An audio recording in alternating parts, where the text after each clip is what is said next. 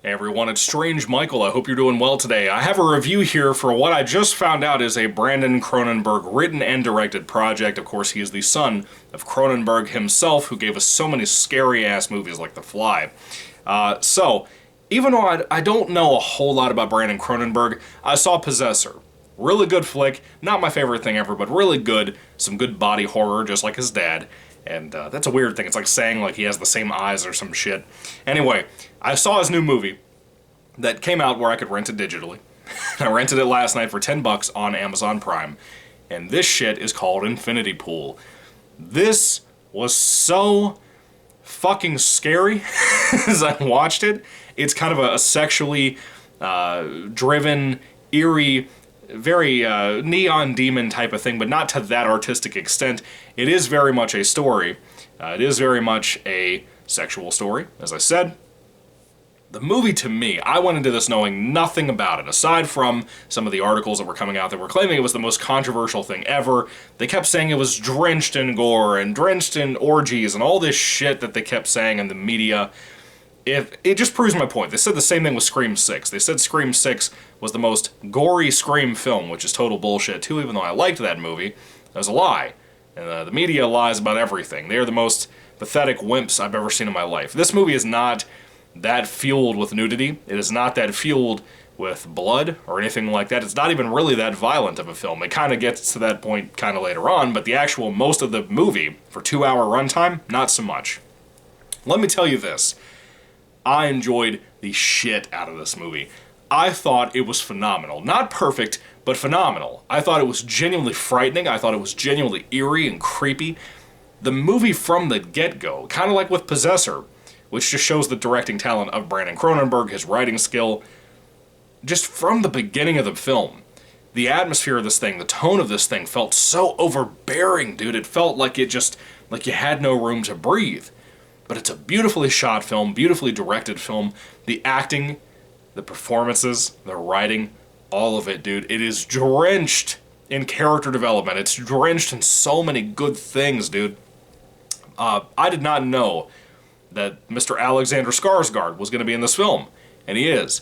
He probably gave the best performance I've ever seen from him, specifically. Good actor, but this is the best performance at this current point in my life that I have seen from this man. He killed that shit. He was so good here. And Mia Goth from X and Pearl and Maxine is also in this. Mia Goth was scary as shit in this film. I loved her. Very good performance. Probably my personal favorite from her, but I haven't seen Pearl yet, so, we'll see. But this is my personal favorite performance from her. Mia Goth was super frightening in this film. Anyway, what is the film about? Well, Infinity Pool being controversial, I kind of wondered what is going to be up with this movie. Essentially, there is a couple who, the woman is rich, the guy is Alexander Skarsgård, he happens to be a failed novelist, he tried to write a book a few years ago, like 6 years ago, and he failed. And he's not really sure if he wants to keep doing that, but he kind of just mooches off his rich wife, essentially. At least she puts it that way. She's such a piece of shit. Every time they get around a group of people on this vacation resort they're at, she seems to mention that when they ask questions. She will mention how he's just living off of her, mooching off of her. And the thing, again, about the performances with this particular chick, too, everybody is good in the film. She tries to, play it off like it was a joke. But then you see the face and the behind-the-eyes movement of her great performance, and it's like, no, I'm not playing, he's a scumbag.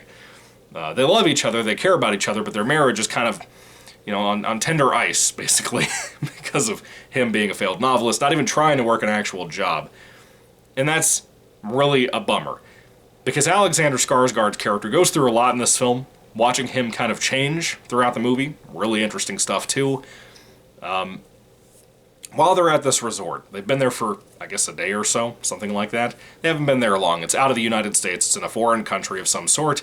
I don't know anything about it. I think it's like, I don't know. I don't know. It seems European 1 second, then I think it's something else. I'm not really sure. But anyway, he and his wife are hanging out, and they run into Mia Goth. And they begin to hang out with her and her husband. And while they're hanging out, one night, while they're getting drunk on a beachside, they rented a car from somebody that owned the resort, or worked at the resort as like a manager or something. They happen to be coming back one night in the dark where they're all drunk, they're all tired from hanging out on the beach, and they hit a guy and kill him. Alexander Skarsgård was driving. and the guy's dead, like dead from impact. He is totally dead. And they all go into panic mode. But Mia Goth and her husband basically just tell them, like, look, we're not turning ourselves in. You know, you don't know what prison's like here. We'll die horrible deaths. They'll do horrible things to us because we're women, so on and so on. And the tension builds immediately from the beginning of this film, but at that moment, my jaw was on the ground. The way this was building up. It was so frightening, dude. But then it gets more weird. Again, we have this kind of underneath the surface science fiction feel to this movie, very much like Possessor has. That one's more direct about science fiction stuff than this one is, but this one still has that as well. Because eventually they're caught for their crime. This is not a spoiler, this is very early on in the film.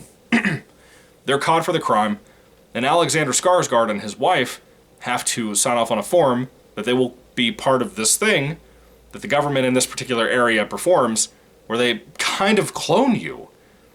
And that clone is the one that has to be put to death, and you have to watch it happen.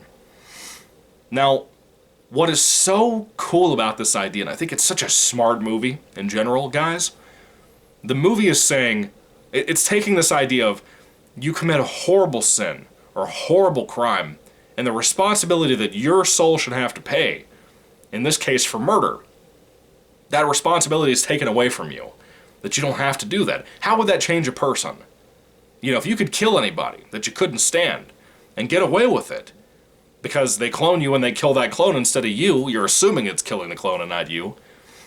If they do that, why? More the question, why would you want to be, in your mind, mentally, morally correct about being responsible for anything? Why would you hold any guilt, anything like that? Would you not? That is fascinating. And that's such a simple question, such a simple idea that any boring-ass screenwriter or filmmaker that had less talent than Brandon Cronenberg would have posed and beat over your head until you were black and blue. Cronenberg did it in a way that was so incredibly smart. I can't believe that this is not getting rave reviews. I cannot believe that I've not seen bigger YouTube channels talking about this and not just the small-scale channels like myself talking about it. Infinity Pool is truly haunting, dude. It's truly one of those things I will never forget my experience watching this.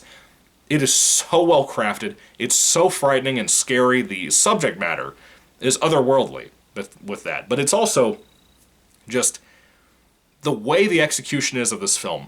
The way it's very ethereal and spooky. The idea of the lack of care about committing these horrible crimes and stuff and just getting away with it. It's fascinating. It's absolutely fascinating and I love it so much, dude. I expected to go into this and be a little creeped out because it looked really solid. It looked like a good movie. But I will tell you, I loved this. This is one of the best films that came out this year so far. I think it's so great, and I recommend it highly if you haven't seen it. If you happen to be a Cronenberg fan or you like weird movies like this with a little touch of a sci-fi feel to it. But it really spooked me. A lot. Like a lot. I don't have much to say about it. The practical effects look phenomenal, whether it be the killing stuff, the executions in the prison. Any of that stuff looks really good, but the tension building in this film is amazing. It's just absolutely perfect. To me, there's only a couple of things I would have edited out or taken out. It's a 2-hour-long film, so there's a couple of things in here you could complain about. But I will tell you, I loved it. I thought it was pretty much perfect. Pretty much perfect, in my opinion. The music is something that really shines in the film. The score for this movie is so vivid and beautiful. And again, I want to use the word haunting. It added so much atmosphere to an already wonderful film. If this was a silent movie, it would scare me. That's the thing. With the show don't tell rule and what this movie has to offer, it would already frighten me if it was a silent movie. But everything I got with the music included was even more amazing.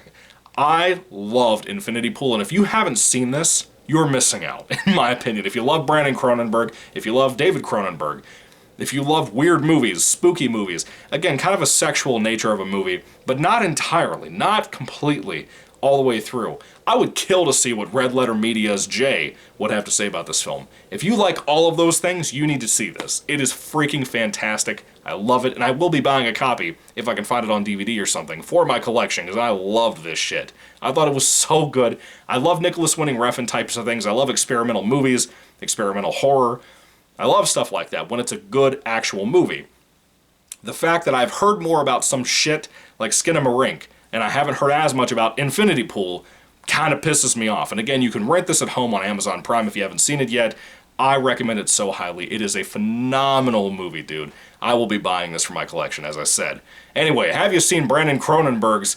I completely blanked on the title for a second there. Have you seen Brandon Cronenberg's Infinity Pool? What did you think about it? I'd love to hear what you have to say down in the comment section down below. And if I had to rate the film on a 5-star basis, I would easily give this a 5 out of 5 stars. Yeah, it's not completely perfect, but it's pretty much perfect. I think it is so freaking good. I have a few nitpicks about it, but that's really it. Nothing that I can really go into here, sadly, unfortunately, because it's a spoiler-free review. But if you go into the film knowing nothing, I think you will be extremely surprised by how effective and scary this movie is. Anyway, what do you think? Put your thoughts and comments down below. Thank you for watching, guys. God bless you again, and goodbye.